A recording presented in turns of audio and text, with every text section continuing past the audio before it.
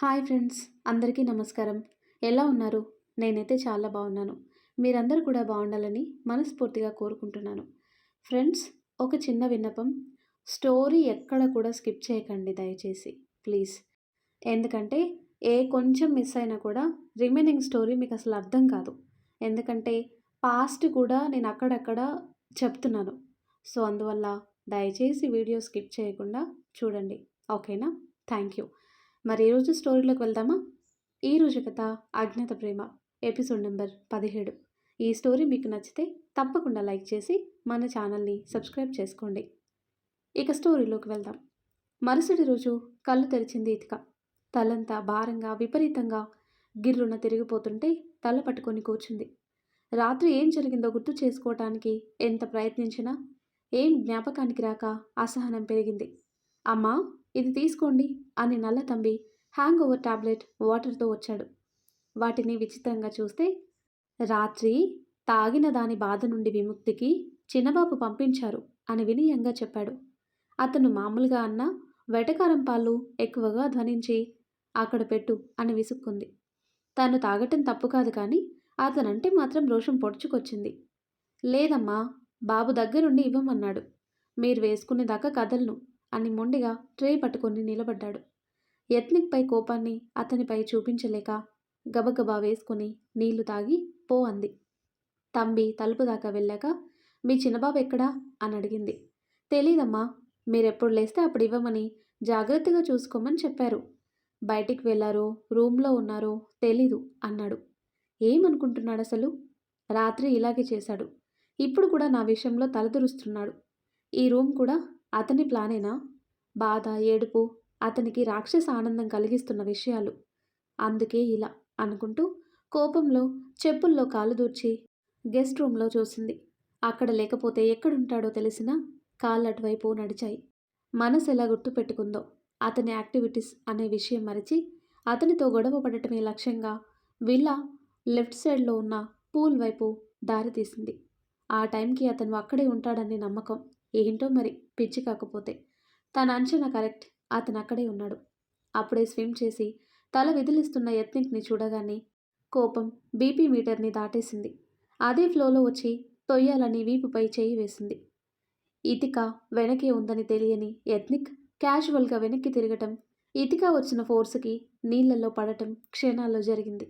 దబ్బుమన్న నీళ్ల సౌండ్కి పైకి కిందికి తేలుతున్న ఆమెని చూడగానే వెంటనే దూకేశాడు యత్నిక్. ఆమెకి స్విమ్ రాదని బాగా తెలుసు అతనికి. ఎన్నిసార్లు ప్రయత్నించినా భయంతో పూల్ వైపు వచ్చేది కాదు. ట్యూటర్ని పెట్టినా తన వల్ల కాక వదిలేశాడు. డ్రైవ్ చేసుకుంటూ లోపలికి వెళ్తున్న ఆమెని పైకి తీసుకొచ్చాడు. అప్పటికే వాటర్ తాగేసింది. పొట్ట ఒత్తుతుంటే నీళ్లు కక్కి లేస్తూనే ఆ చెంప ఈ చెంప వాయించింది.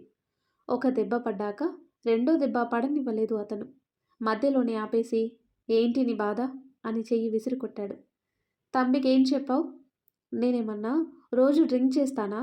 నీలాంటి పచ్చి తాగుబోతున్నా? రోజు కాదు, గంటకోసారి తాగేవాడికి నేను అలాగే కనిపించానా అంటూ ఒంటికి అతుక్కుపోయిన డ్రెస్ నుండి నీళ్లు పిండింది.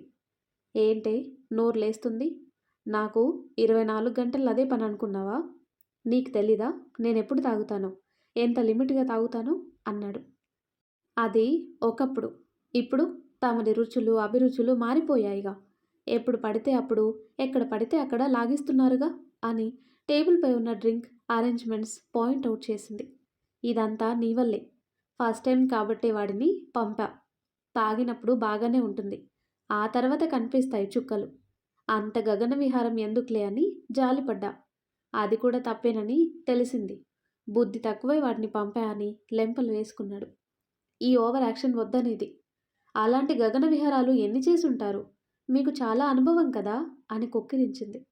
అవునే, అయితే ఏంటంట అని మీదికొస్తూ అసలెందుకు వచ్చావు? ఇది చెప్పటానికి వచ్చావా అన్నాడు. నీకు నీతి సూక్తులు చెప్పే టైం లేదు, కానీ నా ఫోన్ ల్యాప్టాప్ ఎక్కడా అంటూ నిర్లక్ష్యం ప్రదర్శించింది. నేనేమన్నా నీ సర్వెంట్ అనుకుంటున్నావా?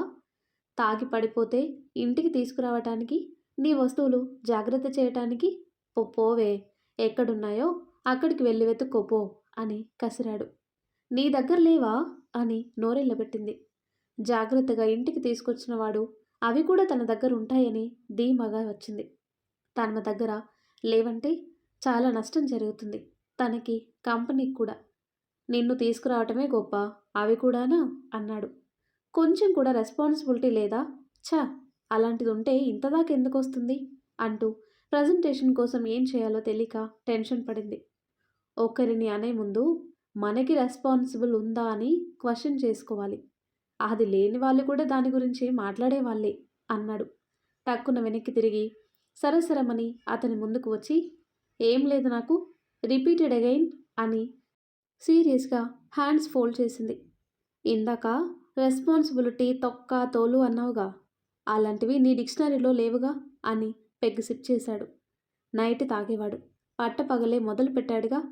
గ్లాస్ వైపు కోపంగా చూస్తూ, నాకున్నాయో లేదో నీ దగ్గర నిరూపించాల్సిన అవసరం లేదు. యూ డోంట్ డిజర్వ్ ఇట్ అని యాటిట్యూడ్ చూపించింది. అసలుంటే కదా అని చెయ్యి గట్టిగా పట్టుకున్నాడు. యు ఆర్ హర్టింగ్ మీ అని అతని ఒడుపుకి చెయ్యి ఎర్రగా రక్తం బయటికి వస్తుందా అన్నంతగా కంది. పెయిన్ ఎక్కువవుతుంటే వదులు అని పళ్ళు నూరింది. పెయిన్ భరించలేకపోతున్నావా? నువ్విచ్చిన దానికన్నా కాదు, నువ్వు చేసిన దానికన్నా కాదు అని కల్లెర్ర చేశాడు. అతని మొహంలో కోపం, కళ్ళల్లో ఎర్ర జీరలు. అతని ఆవేశం ఏ లెవెల్లో ఉందో తెలియజేస్తుంటే దగ్గరగా ఉన్న ఇటుకలో షివర్ మొదలైంది. అసలు నేనెందుకు భయపడుతున్నా? బాధ పెట్టింది తను, హర్ట్ చేసింది తను, బెదిరించింది తను. అన్నీ అతను చేసి నన్ను బ్లేమ్ చేస్తున్నాడా? ఎందుకు తగ్గాలి, ఎందుకు భయపడాలి అనే ధైర్యం చేసింది. అంటే చాలు నన్ను బ్లేమ్ చేస్తున్నావు? అంత పెద్ద తప్పు ఏం చేశాను? నీకంటే దారుణంగా, నీచంగా ఎవరు ప్రవర్తించరు. అన్నీ నువ్వు చేసి పైపెచ్చు నన్నంటున్నావా? నీ మొహం చూడాలంటే కంపరంగా ఉంది అని మొహం పక్కకి తిప్పుకుంది. నిన్ను చూస్తుంటే నాకు ఇంతకన్నా కంపరంగా ఉంది. అసలు నువ్వు ఆడదానివేనా అనిపిస్తుంది అంటూ బుగ్గలు ఒత్తి మొహం తన వైపుకి తిప్పుకున్నాడు. ఏం చేశావని అడుగుతున్నావు కదా, ఇది అంటూ పొట్టపై చేయి వేసి, ఏ ఆడది చెయ్యని పని చేశావు. ఊపిరి పోసుకున్న జీవాన్ని నిర్దాక్ష్యంగా చంపేశావు కదే అని అంటుంటే ఇతిక మైండ్ బ్లాస్ట్ అయింది. అతనికి ఎలా తెలుసని.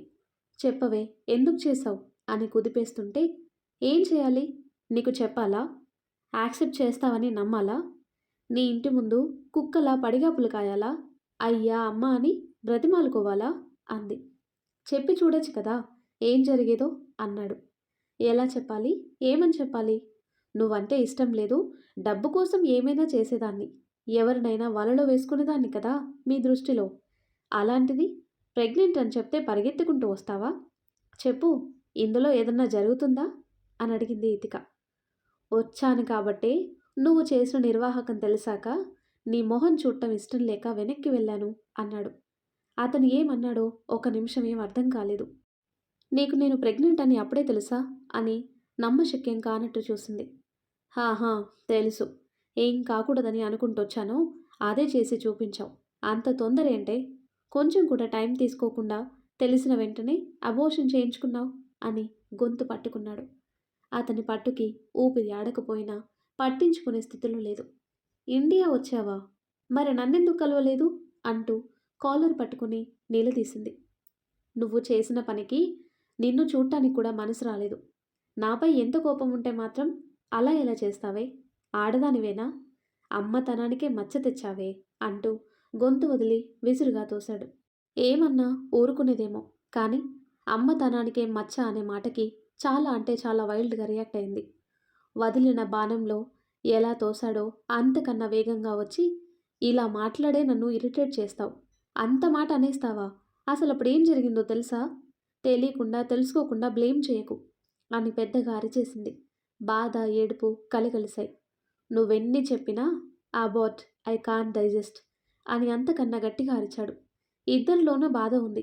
ఒకరు బయటపడితే ఇంకొకరు బయటపడలా, అంతే తేడా. పదే పదే అదే మాట అన్నావంటే చీరేస్తాను. నేను అబోర్షన్ చేయించుకోలేదు, మిస్క్యారేజ్ అయింది, మైండ్ ఇట్ అంటూ ముందుకు గుంజుకొని సూటిగా స్పష్టం చేసింది. అంతా నువ్వే చేసి మిస్క్యారేజ్ అయిందంటావా అని రెక్క పట్టుకొని ఏడాపేడా వాయించాలని ఉన్న చేతులు రాక ఆ కోపం పక్కనున్న బాటిల్పై చూపించాడు.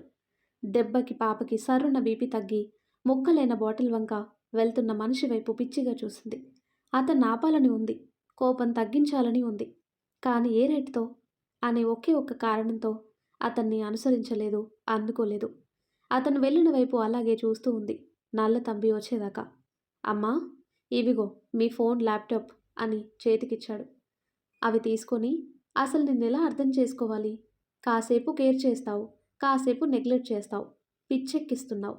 ఈ వియర్డ్ బిహేవియర్తో నా మెంటల్ బ్యాలెన్స్ తప్పేలా ఉందిరా అసుర అని ఇంకేదో ఆలోచన చేసేలోపు వివేక్ నుండి కాల్.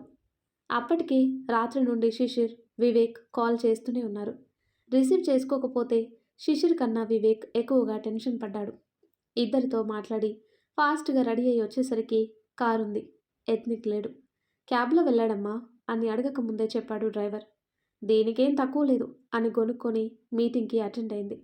కన్ను లొట్టబోయి బుగ్గ సొట్టబోయి కుంటుతూ వచ్చిన సూరజ్ మాత్రం వీళ్ళ కోసం వెతికాడు. ఏరా, ఇప్పుడు వాళ్ళ సంగతి ఎందుకురా, నీ సంగతి చూసుకో అంటూ రాత్రి తీసుకెళ్లి వైద్యం చేయించిన మనీ కొంచెం చిరాకు పడ్డాడు. ఎంత చెప్పినా వినటం లేదని విసుగు, కోపం వస్తుంది. తను హ్యాపీగా ఉన్నాడో లేదో చూసుకోకుండా నన్ను కాదన్న వాళ్ళు సంతోషంగా ఉండకూడదని నీలాంటి వాళ్ళని మార్చలేనురా బాబు అని విదిలించి వెళ్తుంటే సాయంత్రం రా అన్నాడు. వస్తాంలే, ఏ పరిస్థితుల్లో ఉన్నా మోసుకుపోవాలి కదా అని మొహం మార్చుకొని స్పీడ్ పెంచాడు మణి. టైం అవుతున్నా ఇద్దరు పత్తా లేకుండా పోతే ఎందుకు రాలేదు, దేనికి రాలేదు, రాత్రి నైట్అవుట్ చేశారా, నన్ను కొట్టినందుకు సెలబ్రేట్ చేసుకున్నారా అని పిచ్చి పిచ్చిగా ఆలోచిస్తూ ఫ్రస్ట్రేషన్ పెంచుకున్నాడు. లాస్ట్ మినిట్లో ఇద్దరిని చూసి బాగానే శ్రమపడినట్టున్నారు, ఇద్దరి మొహాలు బాగా ఉబ్బిపోయాయి అని పిడికిలి బిగించాడు. ఇతిక చెంపలు కెంపు వర్ణంలో ఉంటే మనోడికి ఇంకోలా కన్వే అయింది. అక్కడ జరిగింది వేరు, వీడు ఊహించుకునేది వేరు. లంచ్ టైంలో ఇతికాని గెలికాడు. వాడితోనేనా మాకు కూడా ఛాన్స్ ఉందా అని చొంగ కార్చాడు. అసలే ఇరిటేషన్లో ఉన్న ఆమె చెప్పు తీసుకొని ఏడాపెడా వాయించింది. అంతలా రియాక్ట్ అవుతుందని ఊహించల. నిన్నట్లా కోపంతో వెళ్ళిపోతుందని కోకాడు. దురద తీరింది. అటూ ఇటూ చూశాడు. ఎవరు గమనించలేదని మొహం తుడుచుకున్నాడు. ఎవరు చూడకపోయినా ఒకరు మాత్రం చూస్తారని, తన లైఫ్ని టోటల్గా తలకిందులు చేస్తాడని అసలు ఊహించలేదు. ఇతిక మీటింగ్ అవ్వగానే విల్లాకి వెళ్లకుండా ఎయిర్పోర్ట్కి వెళ్ళింది. వచ్చేటప్పుడే లగేజ్తో వచ్చేసింది. అతనితో ఒకే కప్పు కింద ఉండటం ఎంత నరకప్రాయంగా ఉందో మాటల్లో చెప్పలేదు. అతనితో అన్నీ తేల్చుకొని గుండె భారం తీర్చుకోవాలని ఉన్నా బుద్ధి వద్దంది. ఇప్పుడు తేల్చుకొని ఏం లాభం? అంతా అయిపోయాక జరిగింది మార్చలేవు. తను కూడా లైఫ్లో మూవ్ ఆన్ అయ్యాడు. ఇంకెందుకు ఆరాటం అని మనసుకి కళ్ళం వేసింది. డిన్నర్ టైంలో ఇతిక ఏదని అడిగితే వెళ్ళిపోయారనే తంబి సమాధానం. తినబుద్ధిగాక చేతులు కడిగేసి తన రూంలోకి అడుగుపెట్టాడు. సంవత్సరాల తర్వాత తంబికి వచ్చిన ఆమె ఎవరో ఏంటో కానీ చిన్నబాబుని మాయ చేస్తుంది. ఈ విషయం శారదమ్మకి, అల్లికమ్మకి చెప్పాలి అనుకుని కాల్ చేశాడు. అల్లిక లిఫ్ట్ చేయలేదు. శారదకి చేశాడు. మొదట ఆవిడ గుర్తుపట్టలేదు. తనెవరో వివరంగా చెప్పేసరికి తంబి బావున్నావా అని పలకరించింది. బావున్నానమ్మా. ఇంత రాత్రిపూట చేశావు, బాబుకి బాగానే ఉందా అని గాబరాపడింది. ఆయనకేం కాలేదమ్మా, ఏదన్నా జరుగుతుందని భయపడి చేస్తున్నా అన్నాడు. ఏంటో సరిగ్గా చెప్పు అని అసహనంగా అంది. అతని మాటలకి ఆమె మనసు కూడా పరిపరి విధాలుగా పోతుంది. మొన్న శిశిర్ బాబు ఒక ఆమెని పంపించారు. గెస్ట్ రూములు లేక హోటల్ బుక్ చేద్దామంటే ఎత్నిక్ బాబు వద్దని తన రూమ్ ఇవ్వమన్నాడు. ఆడకూతురని జాలిపడ్డాడనుకున్నా. తాగున్న మనిషిని ఎత్తుకొనొచ్చాడు. నా పెళ్ళాన్ని పంపిస్తానని అన్నా వినకుండా గదిలోకి తీసుకెళ్లాడు. నేను అక్కడే ఉంటానన్నా కసిరి పంపించాడు. నాకెందుకో యవ్వారం కాస్త తేడాగా ఉందమ్మా, జాగ్రత్త పడతారని చెప్తున్నా అని శారద మనసులో అనుమానం రేపాడు. అమ్మాయి ఎవరు అని అడిగింది. పేరేంటో గుర్తుకు లేదు కానీ ఫోటో ఉందమ్మా, పంపిస్తా అని కట్ చేసి ఆమెకి తెలియకుండా భార్యతో తీయించిన ఫోటోని శారదకి ఫార్వర్డ్ చేశాడు. తంబి ఫోన్ పెట్టగానే శరత్కి చెప్పాలని చూసింది. గాఢ నిద్రలో ఉన్న మనిషిని లేపలేక వాడితోనే తేల్చుకుంటే సరిపోతుందని బాల్కనీలోకి వెళ్ళి కాల్ చేసింది. ఎత్నిక్ ఫోన్ సైలెంట్ మోడ్లో ఉండటంతో రిసీవ్ చేసుకోలేదు. పైగా మత్తులో ఉన్నాడు. తంబి ఎత్నిక్ గది వైపు చూసి, మిమ్మల్ని తప్పుదారి పట్టనివ్వను బాబు. నేనెప్పుడూ తాగటం చూడలేదు. ఆమె వచ్చాక మొదలు పెట్టారు. అది కూడా విపరీతంగా. ఎందుకు? మీ మధ్య ఏదో ఉందని కొడుతుంది. ఇన్నాళ్ళు మీ రూమ్కే వెళ్ళని వాళ్ళు ఆమె రాకతో తెరుచుకోవటంలో అర్థం ఏంటి? ఆమె మీకు ముందే పరిచయం అయ్యి ఉండాలి. లేకపోతే ప్రేమ అయ్యుండాలి. మీరు తనని చూసే చూపులోనే తేడా ఉంది. అది మీ కాపురానికి ఎసరు కాకూడదు. ఆమె ఎవరైనా సరే గతంలోనే ఉండాలి. భవిష్యత్తు కాకూడదు అని 50 పదులు దాటిన జీవితంలో ఇలాంటివి ఎన్నో చూసిన నల్లతంబి తన కడుపు నింపుతున్న కుటుంబం మంచిగా ఉండాలని కోరుకున్నాడు. తంబి పంపిన ఫోటో డౌన్లోడ్ కావటానికి పట్టిన సమయం కూడా శారద భరించలేకపోయింది. ఫోటో విజువల్ అవుతుంటే ఆవిడ గుండె వేగంగా కొట్టుకుంది. యత్నిక్ ఇంకో అమ్మాయితో ఊహించలేకపోయింది. ఇష్టం లేకుండా బలవంతంగా అల్లికతో పెళ్లి కొప్పించానని ఇప్పటిదాకా బాధపడుతూనే ఉంది. ఇద్దరి మధ్య మాటలు లేకుండా పోయాయి. వాడి మనసు తెలుసుకోకుండా తప్పు చేశానని మొదటిసారి భయం వేసింది. అల్లిక చెప్పిన మాటలు వింది. కానీ కొడుకు చెప్పాలనుకున్న మాటలని పెడచెవిన పెట్టింది.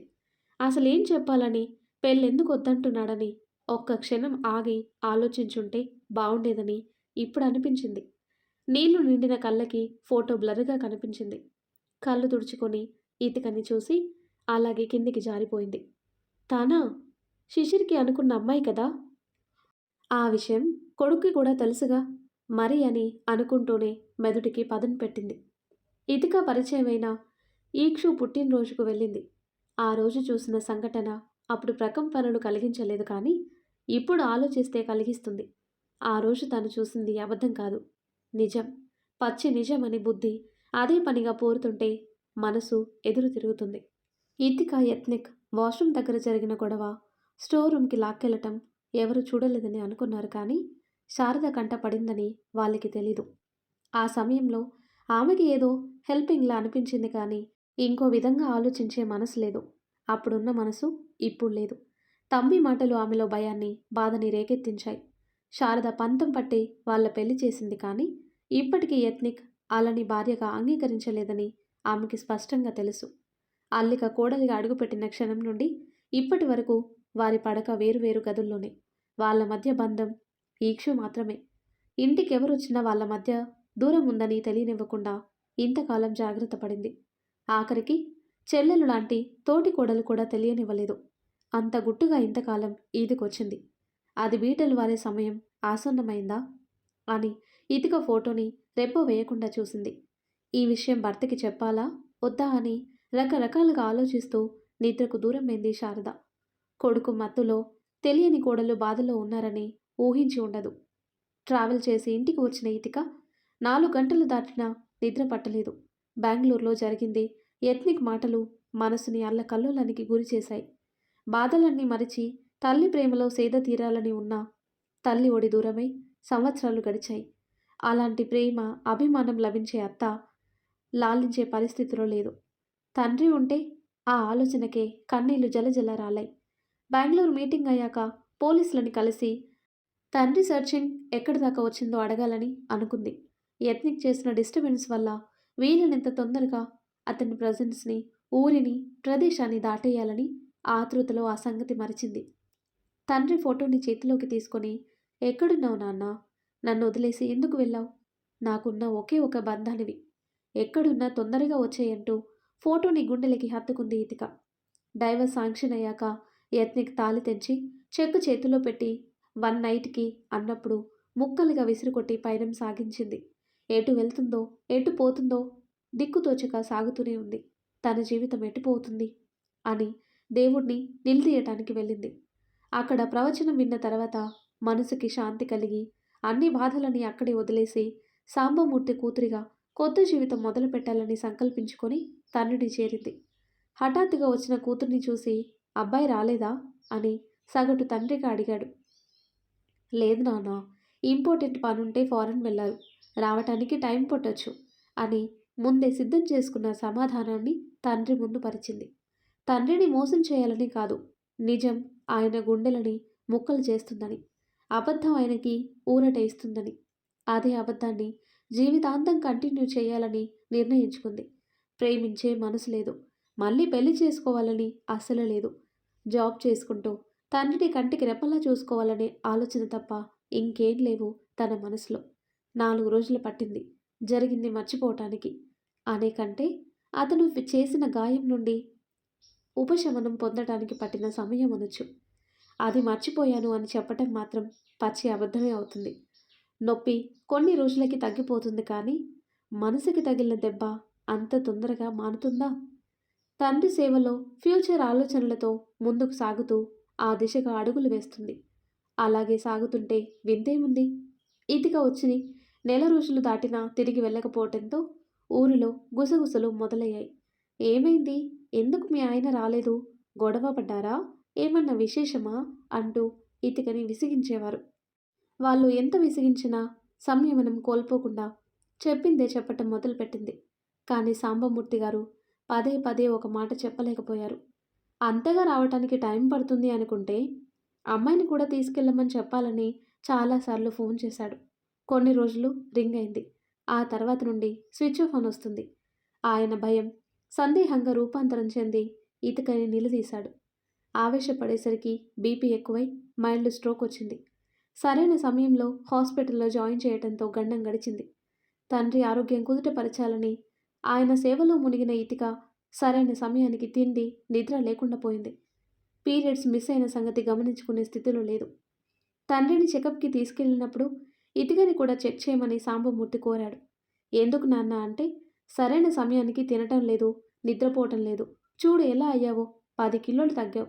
ఇలా అయితే ఎలా అమ్మా? నువ్వు బావుంటే కదా నన్ను బాగా చూసుకునేది అని చెకప్ చేయించాడు. రిపోర్ట్స్ రేపొచ్చి కలెక్ట్ చేసుకోమంటే తిరిగి ఊరికి వచ్చారు. అమ్మాయి లేదా బావగారు అంటూ వచ్చిన ఆవిడతో పనిలో ఉందేమో పిలుస్తాను అని అమ్మాయి ఇతిక అని కేకేసి ఏంటి విశేషం సుబ్బులు అన్నాడు. ఇవాళ అమ్మాయిది కార్యం బావగారు.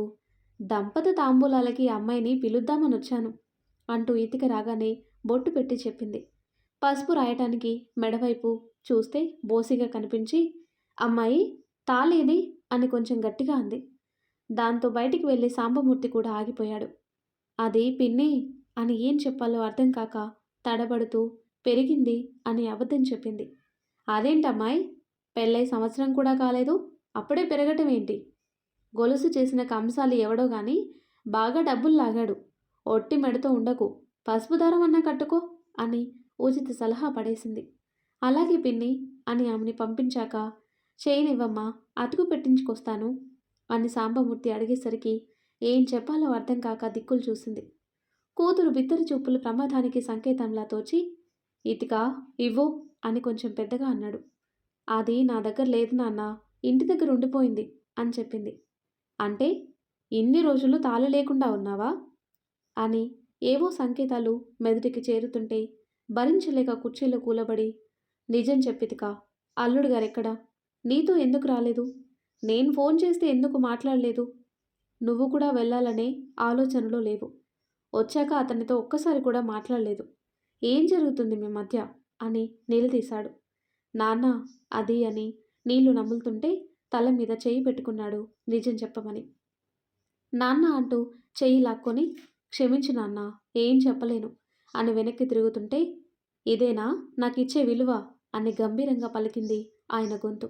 గడప దాటుతున్న ఆమె అడుగు వెనక్కి పడి అంత మాట అనకండి, మీరు తట్టుకోలేరంటూ మోకాళ్లపై తల పెట్టుకుంది ఏడుస్తూ. తన ప్రవర్తన ఏదో ఉందని హెచ్చరిస్తుంటే గుండె బిక్కుపట్టుకొని చెప్పరా, నీ మనసులో దాగిన బాధంతా బయట పెట్టేయి, నిన్నిలా చూస్తూ తట్టుకోవటం నా వల్ల కాదు అని లాలించాడు. తప్పనిసరి పరిస్థితిలో చెప్పలేక చెప్పింది. ఇంత జరిగితే నాతో చెప్పాలని అనిపించలేదా? నీలో నువ్వు కుమిలిపోయావా? ఇదంతా నేనే చేశాను అంటూ కుమిలిపోయాడు. మిమ్మల్ని మోసం చేయాలని కాదు, బాధ పెట్టడం ఇష్టం లేక చెప్పలేదు అంది. ఇద్దరి మధ్య మాటలు కరువయ్యాయి. ఏం మాట్లాడాలో తెలియక మాటలు వెతుకుతున్నారు. ఇద్దరూ స్తబ్దతగా మారారు. మనసు భారమై ఒడిలో తల పెట్టుకున్న ఇతికని సరిగ్గా పడుకోబెట్టి కూతురుని బాధగా చూసి మనసు పడే వేదనని భార్యతో పంచుకోవాలని ఆమె సమాధి వద్దకి వెళ్ళాడు. తెల్లారు లేచిన ఇతికకి తండ్రి కనిపించలేదు. ఇల్లంతా వెతికి ఊరు మొత్తం గాలించింది. నిమిషాలు గంటలుగా మారినా తండ్రి జాడలేక పడిన టెన్షన్ అంతా ఇంత కాదు. పిచ్చిదానిలా వెతికినా కనిపించలేదు. ఊర్లో కొంతమంది అనే మాటలు ఇతికని భయకంపితురాలని చేశాయి. చనిపోయాడని కొందరు, అవయవాల కోసం కిడ్నాప్ చేశారని కొందరు. ఎవరికి తోచినట్టు వాళ్ళు చెప్తుంటే తెలివి తప్పింది. హాస్పిటల్లో కళ్ళు తెరిచిన ఇతికకి డాక్టర్ మిస్క్యారేజ్ అయిందని చెప్పారు. అసలు ప్రెగ్నెంట్ అని తెలియకుండానే అబోర్షన్ అవ్వటం పెద్ద షాక్ ఇతికకి. అటు తండ్రి జాడ తెలియక, ఇటు అబోర్షన్ అవ్వటం ఇతిక ఆవేదనకి అంతు లేకుండా పోయింది. ఆ బాధలో ఉండగా డాక్టర్ వచ్చి, "చిన్న హెల్ప్ చేస్తావా?" అని అడిగింది. మిస్‌క్యారేజ్ అయిందని చెప్పిన డాక్టర్ ఆమె. "నేను చేయగలిగిందేనా?" అని అనుమానంగా అడిగింది ఇతిక. "నువ్వు మాత్రమే చేయగలవు" అని స్పష్టం చేసింది. "చేసేదైతే చెప్పండి" అంది. "సరోగసి మదర్ అవుతావా?" అని అడిగింది డాక్టర్. డాక్టర్ ఎలా అడుగుతున్నారు అని టక్కున లేవబోయింది. జాగ్రత్త అని భుజాలు రెండు గట్టిగా పట్టుకుంది. "నా పరిస్థితి మీకు తెలుసు కదా, మరి ఎలా? నేను ఫిట్‌గా ఉంటే అబార్షన్ ఎందుకవుతుంది?" అని సందేహపడింది. "నువ్వు చాలా ఆరోగ్యంగా ఉన్నావు. న్యాచురల్‌గా అబార్షన్ అయింది. నీలో ప్రాబ్లమ్ ఉండటం వల్ల కాదు. గర్భంలో పిల్లలని మోయలేకపోతున్న తల్లి బాధను తీర్చటానికి" అంది డాక్టర్. "నాకు అర్థం కావటం లేదు. ఏమంటున్నారు?" పిల్లల కోసం తాపత్రయపడుతున్న తల్లి కడుపులో పెరుగుతున్న బిడ్డని బ్రతికించలేని పరిస్థితి. తన గర్భం బిడ్డ పెరగటానికి అనుకూలంగా లేదు. అదే ఆరోగ్యకరమైన గర్భంలోకి మారిస్తే ప్రాణం పోసుకొని ఈ లోకంలోకి వస్తుంది అని చెప్పింది డాక్టర్. "మీ ప్రాసెస్‌కి ఇంకెవరన్నా దొరుకుతారు. ఇప్పుడున్న పరిస్థితిలో తండ్రి ముఖ్యమని." "సారీ మేడం, నాకు చాలా ప్రాబ్లమ్స్ ఉన్నాయి" అని చెప్పింది. "అలా అనకు. ప్లీజ్ ఒక్కసారి ఆలోచించు" అని చాలా రకాలుగా నచ్చ చెప్పాలని చూసింది డాక్టర్. ఆవిడెందుకు ఫోర్స్ చేస్తుందో ఇతికకు అర్థం కాలేదు. ఎందుకో టెన్షన్ పడుతున్నట్టుగా కూడా ఉంది. తెలియకుండా చిన్న ప్రాణం పోగొట్టుకున్నా, తెలిసి తండ్రిని పోగొట్టుకోలేక పోలీస్ కంప్లైంట్ ఇచ్చింది. తండ్రి కోసం తిరిగి తిరిగి అలసి ఫ్రెండ్ ఇంటికి వెళ్ళాలని బస్టాండ్‌కి వెళ్తుంటే కళ్ళు తిరిగి పడిపోయింది. లక్కీగా పోలీస్ వెహికల్ అటు రావటంతో హాస్పిటల్‌లో జాయిన్ చేశారు. అతను ఎవరో కాదు, తనని హెల్ప్ అడిగిన డాక్టర్ హస్బెండ్. ఆమెకి తన తండ్రి విషయం తెలిసి తన భర్త వెతికే పనిలో సహాయం చేస్తాడని చెప్పి తను అడిగిన హెల్ప్ చేయమని అడిగింది. ఆవిడ అంతగా రిక్వెస్ట్ చేస్తుంటే కాదనలేక ప్రాసెస్‌కి ఒప్పుకుంది. ఎందుకో తండ్రి బెంగుళూరులో ఉన్నాడనే నమ్మకం ఆమెను అక్కడే ఉండేలా చేసింది. ఊరు వెళ్తానంటే చెకప్ వస్తుండాలి, అక్కడ ఎవరున్నారని అని తన దగ్గరే ఉండమనటంతో కాదనలేకపోయింది. ఇద్దరూ ఏ లోటు లేకుండా చూసుకున్నారు. తండ్రి జాడ తెలియలేదు, కానీ తనకి మాత్రం నెలలు నిండి డెలివరీ, బాబు పుట్టాడు. బాబుని చూశాక తను పోగొట్టుకుందేందో అర్థమై బాధపడింది. అప్పుడే డాక్టర్ వాళ్ళ అమ్మ వచ్చింది బాబుని చూడటానికి. ఫ్రెండ్స్, ప్రీవియస్ పార్ట్‌లో ఒక ఆవిడని కలిసిందని చెప్పాను కదా ఇతిక, ఆమె ఈమెనే. అక్కడే ఉంటే బాబుపై అఫెక్షన్ ఏర్పడుతుందని వెళ్ళిపోతానంది. వాళ్ళుండమని కోరినా తన వల్ల కాదని చెప్పింది. తండ్రి గురించి తెలిస్తే చెప్పమని ఫోన్ నెంబర్ ఇచ్చింది. ఊరికి వెళ్తే ఇన్ని నెలలు ఎక్కడున్నావని అడిగితే చదువుకోవటానికి వెళ్ళానని అబద్ధం చెప్పింది. అప్పుడు అలా చెప్పినా అదే నిజం చేయాలని బాంబే వెళ్ళింది. ఇక్కడ పొలాలు కౌలుకిచ్చి ఇంటిని చూసుకోమని మాస్టర్‌కి చెప్పింది.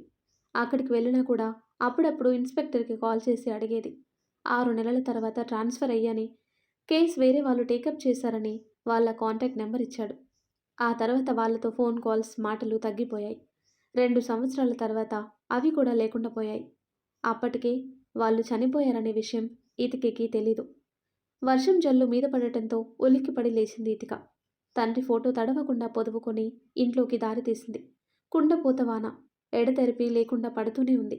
ఆ తర్వాత కట్ చేస్తే శరత్ గారు రోజు శారద గారి పిలుపుతో కళ్ళు తెరిచేవాడు. ఆ రోజు సూర్యకిరణాలు చురుక్కుమనేదాకా భార్య పిలుపు లేక మెలకువ రాలేదు. ఎప్పుడో తీరిగ్గా లేచిన ఆయన టైం చూసి గతుక్కుమన్నాడు. 7 దాటినా భార్య పిలుపు లేక పక్కకి చూశాడు. బెడ్ రెస్ట్‌కి తల పెట్టి పడుకున్న శారదని చూసి ఆమెకు ఏమాత్రం ఇబ్బంది కలగకుండా లేచాడు. ఆమె అలా ఉందంటే మనసు బాగోలేదని అర్థం. ఆయనకి అనుభవపూర్వకంగా తెలుసు. కొన్ని బాధాకర సంఘటనలు జరిగినప్పుడే ఇలా ఉంటుంది. పిల్లలు పుట్టలేదని కరణ్ వెళ్ళిపోయినప్పుడు, మురళి వాళ్ళు దూరమైనప్పుడు, యత్నిక్ పెళ్లికి ఒప్పుకోనప్పుడు ఇలా ఉంది. మళ్ళీ ఇప్పుడు అదే పరిస్థితి. ఏం జరిగిందో అడుగుదామని కదిలించే లోపల ఆమె చేతిలో ఫోన్ జారిపడింది. అందులో ఇతిక ఫోటో చూసి ఆయనకేం అర్థం కాక శారదా అన్నాడు.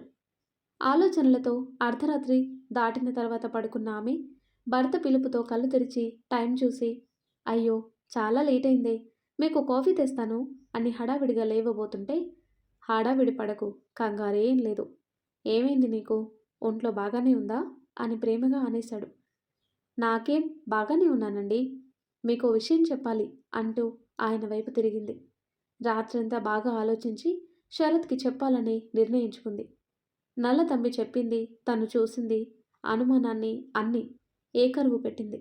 నేను చెప్తూనే ఉన్నాను కదా, నువ్వే వినకుండా అల్లిక చెప్పిందని, డిఎన్ఏ రిపోర్ట్ ఈక్షు ఎత్ను కొడుకే అని ఉందని, వాడేం చెప్తున్నా వినిపించుకోకుండా చేస్తానని బెదిరించి బలవంతంగా పెళ్లి కొప్పించావు. ఇప్పుడేమో వాడిపై డౌట్ పడుతున్నావు. ఎలా శారదా? అదే నాకు అర్థం కావట్లేదు. ఆ రోజు నుండి వాడు నాతో మాట్లాడటం మానేశాడు. దానికి కారణం ఈ అమ్మాయా? తన వల్ల అల్లికకి అన్యాయం జరిగితే సహించను అని తీవ్రంగా హెచ్చరించింది.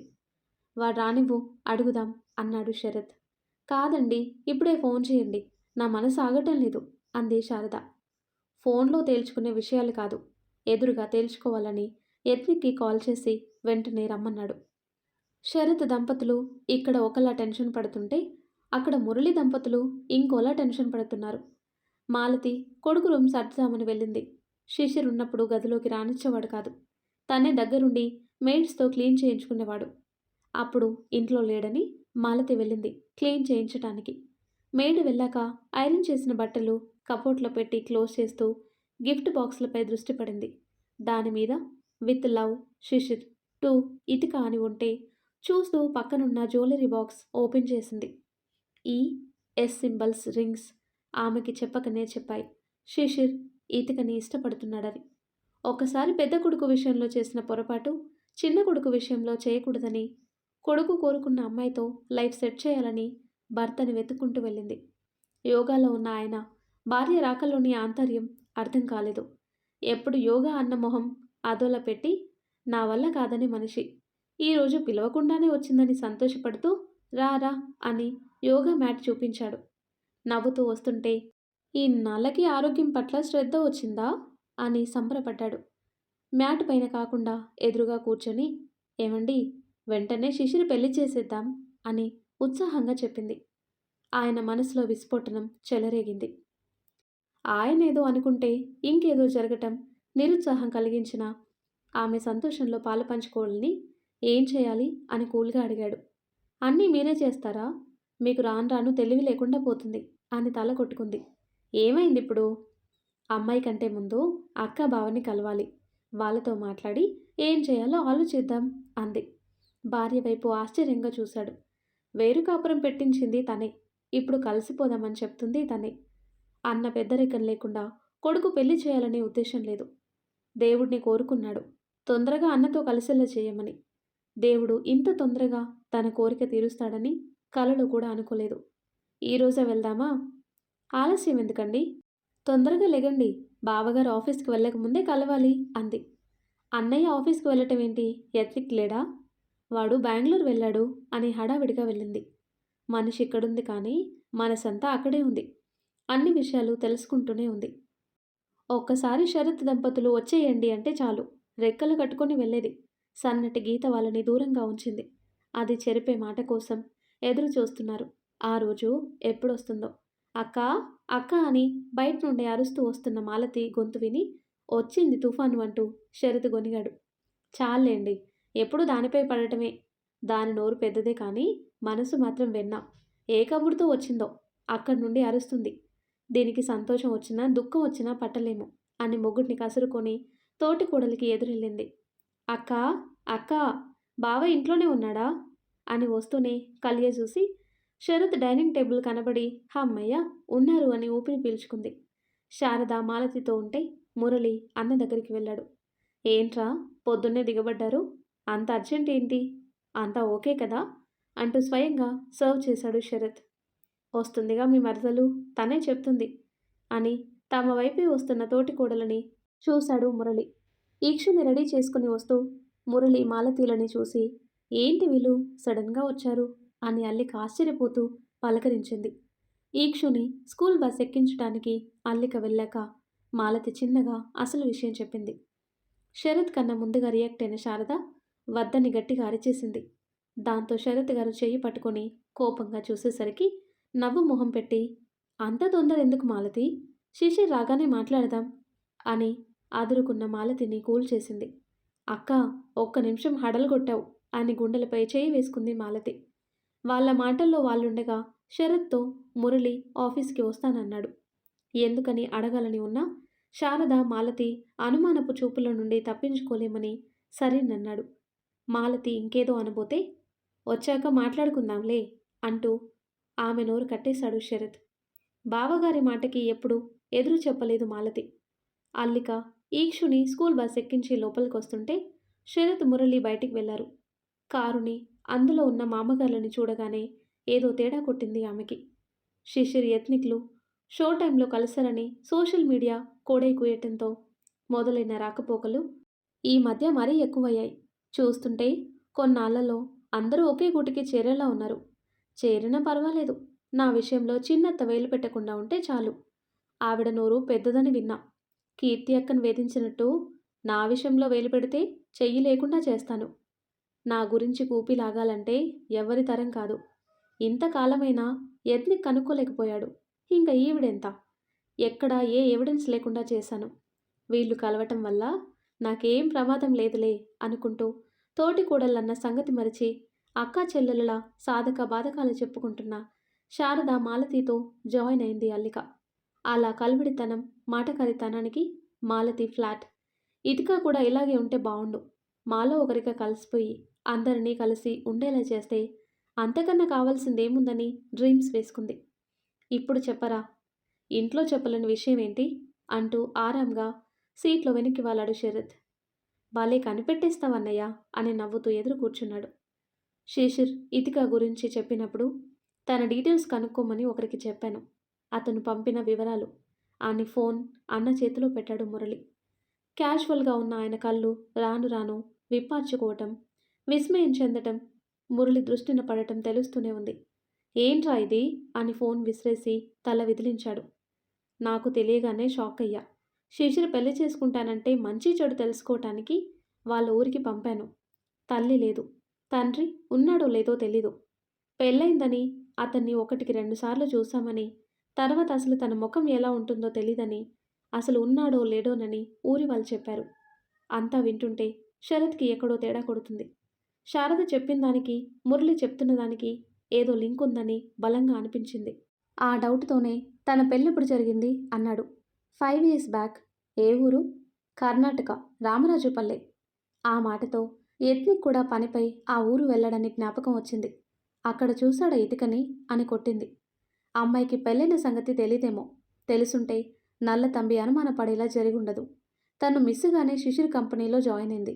తనకి పెళ్లి జరిగినా అసలు తెలిసే అవకాశం లేదు. ఎంత మాయలాడి కాకపోతే శ్రీమతిగా మారిన కుమారునంటూ తిరుగుతుంది. చూడటానికి ఎంత అమాయకంగా ఉంటుంది. ఇలాంటిది అనుకోలేదు. శారద చెప్పినట్టు యత్నిక్ లైఫ్లోకి రాకుండా శిశిర్కి మంచి అమ్మాయిని చూసి పెళ్లి చేస్తే సరిపోతుంది అని ఆలోచిస్తున్నాడు. ఇతిక విషయం కొడుకుని అడుగుదామని కూడా ఇంకా అవసరం లేదని డ్రాప్ అయ్యాడు శరత్. ఇంతవరకు ఆమె గురించి ఎక్కడ మాట్లాడలేదు. అడిగి గందరగోళం చేసుకోవటం ఎందుకని స్థిర నిర్ణయానికి వచ్చాడు. అంతా నేను చూసుకుంటానులేరా అని మురళికి భరోసా ఇచ్చాడు శరత్. తండ్రి అర్జెంటుగా రమ్మన్నాడని వచ్చిన యత్నిక్కి ఆయన ఏమీ అడగకపోవటం ఆశ్చర్యం కలిగించింది. ఎందుకు పిలిచాడని అడిగితే అమ్మ నీపై బెంగ పెట్టుకుందని అబద్ధం చెప్పాడు. అది నిజం కాదని యత్నిక్కి బాగా తెలుసు. రోమ్కి వెళ్ళి నెలలు తరబడి దూరంగా ఉన్నాడు. 10 రోజులకే బెంగ పెట్టుకోవటం కన్నా తండ్రి మనసులో ఇంకేదో ఉందని తెలుస్తున్నా ఆయన ఓపెన్ అయ్యేదాకా అడగకూడదని డిసైడ్ అయ్యాడు. ట్రోఫీతో తిరిగొచ్చిన అందరూ పెదనాన్న ఇంట్లో ఉన్నారని తెలిసి అక్కడికే వచ్చాడు శిశిర్. ఎప్పుడు అందరినీ కలిసి చూసినా కుళ్ళుకునే శిశిర్ ఈరోజు సంతోషపడ్డాడు. ఇది గెలుపు తెచ్చిన ఉత్సాహమో ఏమో. తన ఆనందాన్ని అందరితో షేర్ చేసుకున్నాడు. పెద్దమ్మ, నేను గెలిచాను అని సంబరంగా చెప్తున్న కొడుకుని మురిపెంగా చూసుకుంది మాలతి. పాత రోజులు తిరిగి వచ్చాయని అనిపించింది. పెదనాన్న అంటూ కప్పు ఆయన చేతిలో పెడితే, నువ్వింకా రేసులు వదల్లేదురా, దెబ్బలు తిన్నా బాగానే రాటు తేలావు అని శభాష్ అన్నాడు. పెదనాన్న, నాన్న ఇద్దరు మెచ్చుకోలుగా చూస్తుంటే ఇప్పటిదాకా ఏదో కోల్పోయిన ఫీలింగ్ పూడుకుపోయినట్టయింది. ఒకరికి ఒకరిని దూరం పెంచి తప్పు చేశానా అన్న గిల్టీ ఫీలింగ్ శిశిర్ మనసులో మొదలైంది. డిన్నర్కి రండి అని అల్లిక పిలవటంతో శిశిర్ ఫ్రెష్ అయ్యి వచ్చేసరికి యత్నికొచ్చాడు. అందరు డిన్నర్ కంప్లీట్ అయ్యాక, శిశిర్, నేను చెప్పిన పని చేస్తావా అని శరత్ సీరియస్గా అడిగాడు. ఏం అడుగుతాడో తెలియకుండా చేస్తానని చెప్పటం ఎలా అని తల్లిదండ్రి మొహం చూశాడు. వాళ్ళు కూడా టెన్షన్ పడుతున్నారు మాట తూలుతాడా అని. అది గమనించి చేస్తాను పెదనాన్న అనేసరికి కన్న వాళ్ళ మొహం విప్పారటం గమనించి మనసు తేలికపడింది. ఇతికని టెర్మినేట్ చెయ్యి అని చాలా కూల్గా చెప్పి కొడుకులని గమనించాడు. యత్నిక్ షాక్లో ఉంటే శిశిర్ కూల్గా ఉన్నాడు. ఎప్పుడైతే ఇతిక మదర్ అని తెలిసిన క్షణం నుండి తనపై ఉన్న ఏ కొద్దిపాటి ఫీలింగ్స్ పోయాయి. సడన్గా జాబ్ నుండి తీసేయమంటే ఏ రీజన్ లేకుండా అనడని శిశిర్ ఆలోచన. అబ్జెక్షన్ చెప్పటానికి అడిగింది తనని కాదు. ఆమె నా ఎంప్లాయీ కాదు. ఎలా కాదని చెప్తాడు? నాన్నెందుకు ఇలాంటి నిర్ణయం తీసుకున్నాడు? ఏం జరిగిందని తండ్రిని బ్లాంక్గా చూశాడు యత్నిక్. తనకి కావాల్సిన ఎమోషన్ యత్నిక్లో కనిపించి తను తీసుకున్న డెసిషన్ కరెక్ట్ అని తృప్తిపడి శిశిర్ని కదిలించాడు. మీ ఇష్టం పెదనాన్న, అలాగే చేస్తాను అని గ్రీన్ సిగ్నల్ ఇచ్చాడు. మనం పెళ్ళి అంటే బావ జాబ్ అంటాడు ఏంటన్నట్టు మాలతి మొగుడిని పొడిస్తే, అన్నయ్య ఏది చేసినా ఆలోచించి చేస్తాడు గమ్మునుండు అని కసిరాడు మురళి. తన కోసమే ఇదంతా చేస్తాడని శారద అనుకుంది. అందరిని గమనించాడు కానీ శరత్ అల్లికని గమనించలేదు. ఇతిక టెర్మినేట్ అనగానే అందరికంటే ఎక్కువగా షాక్ తింది అల్లిక. ఎందుకో తెలీదు. ఇతిక శిశిర్ కంపెనీ నుండి వెళ్ళిపోవటం తనకి ప్రమాదమని మనసు పదే పదే హెచ్చరిస్తుంది. అదెలానో ఆమెకి తెలీదు. ఆపాలని ఉన్నా ఏమని చెప్పి ఆపాలో తెలియక సతమతమైంది. యత్నిక్ ఏదన్నా చేస్తాడని ఆశగా చూసింది. అతను నుండి ఎటువంటి రియాక్షన్ రాక డీలా పడింది. అలా ఎలా సైలెంట్గా ఉన్నాడు? తనంటే ఇష్టమే కదా, మరి ఇప్పుడేంటి ఇంత సైలెంట్గా ఉన్నాడు? శిశిర్ కంపెనీ నుండి వచ్చాక తన వరల్డ్లోకి తెచ్చుకోవాలని చూస్తున్నాడా అని తలుచుకోవని నో అని గట్టిగా అరిచింది. అలా అరుపుకి ఈక్షు ఉంటే ఏడుపు అందుకునేవాడు. పెద్దవాళ్ళు కాబట్టి అదురుకున్నారు. శారద ఏమనకపోయినా మాలతి ఊరుకుంటుందా? ఏంటమ్మాయి ఆ కేకలు అని అరిచింది. కాలి మీద ఏదో పాకినట్టుంటేను అని తడపడుతూ చెప్పి పెద్దవాళ్ళ వంక చూడలేక తలదించుకుంది.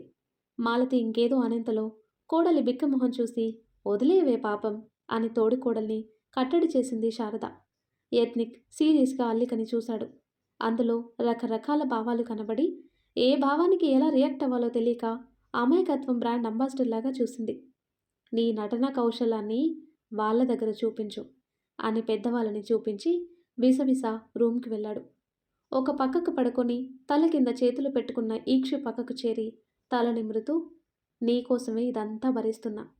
మీ అమ్మ కాని అమ్మని ఎప్పుడో బయటికి పంపించేవాడిని అని మొహమంతా ముద్దులు పెట్టి మెలుకునేలా చేశాడు. కళ్ళు తెరవకుండా ఏడుపు అందుకుంటే సారీ సారీ అంటూ గుండెల మీద వేసుకుని జోకొట్టాడు. గుండె సవ్వడి లయబద్ధంగా జోలపాటలో వినిపించి నిద్రలోకి జారుకున్నాడు ఈక్షు. తనతో పాటు యత్నిక్ కూడా. కొడుకుతో మాట్లాడాలని వచ్చిన శరత్ ఆ దృశ్యం చూసి వెనక్కి మరలాడు. మరి ఆ తర్వాత ఏం జరుగుతుందో నెక్స్ట్ వీడియోలో తెలుసుకుందాం. ఎంతో ఇంట్రెస్టింగ్గా ఉండే ఈ స్టోరీ నెక్స్ట్ పార్ట్స్ కోసం ఈ వీడియో లైక్ చేసి మన ఛానల్ని తప్పకుండా సబ్స్క్రైబ్ చేయండి. Thanks for watching.